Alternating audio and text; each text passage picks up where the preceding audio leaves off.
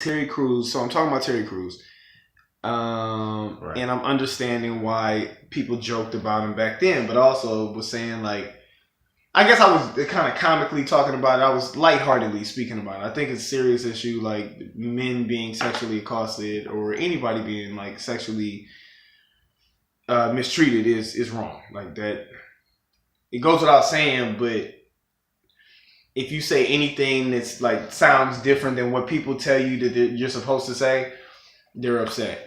So like me understanding why people made jokes about the Terry Crews situation, but also like, yeah, Terry Crews deserves support then. He deserves support now. And nobody was calling for support for R. Kelly. It just seems like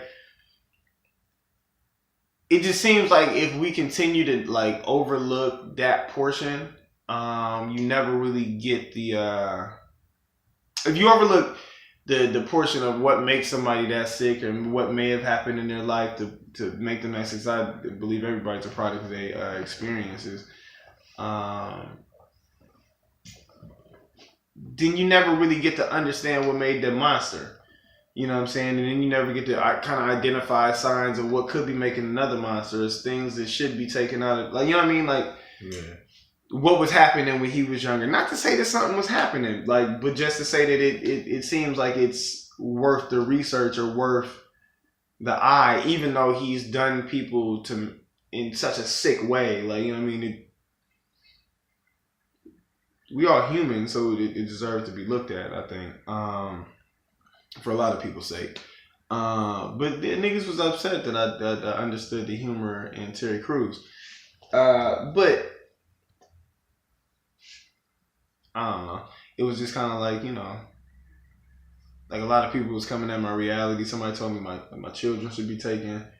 Like, I'm like, yo, you don't even know my life story, like to know anything that I've been through, to know if I even have rights to speak. Like, you know what I'm saying? Like, you don't know me at all, like online. Like, people like go to like a crazy place. I really don't mind, because I do understand it's online, and that's what. Yeah, I'd say that's what coming on. Yeah, that's what it breeds. But I don't know. It's kind of what we talked about at the end or in that one little. Well, we was over here chopping one time. Like, I don't always need to try to win an argument. I just need to know that somebody understood me. Like, they look in the eye, like, all right. Yeah. Well, you got kind of. Well, yeah. Well, maybe. All right. You're making sense. I don't agree with your logic, but I see that you have a logic to what you're doing. What's interesting about Twitter is when you pose in your arguments, though, there are also other people that can engage in that.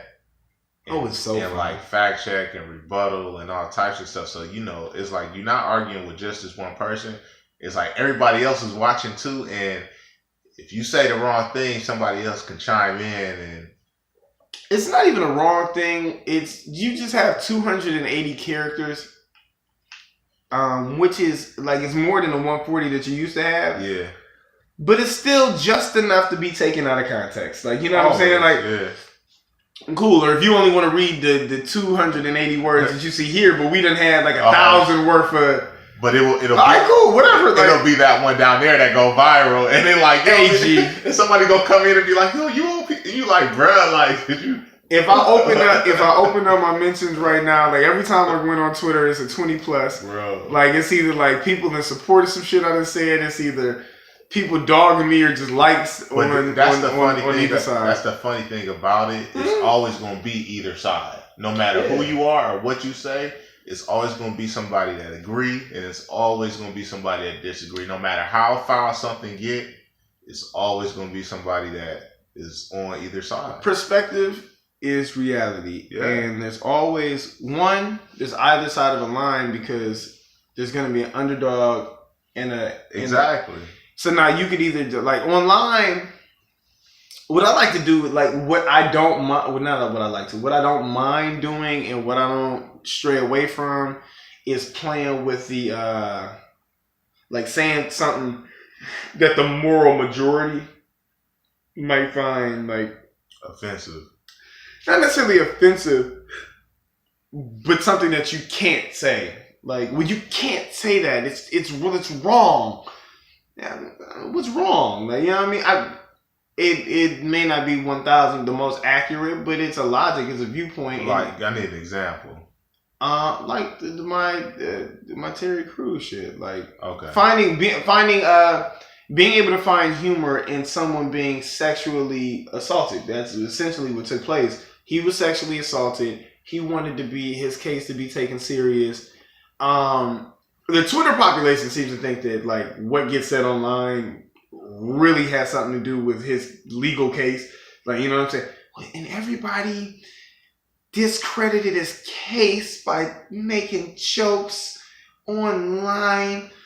You don't bring that on in court, but so I don't know what happened with his case, whether it washed or what, but they say that you can't make jokes about that because that's someone's struggle. Like that's someone was sexually assaulted and you're making a joke about it. Yeah. I didn't think I always felt the comedy could go anywhere. Like you can make jokes about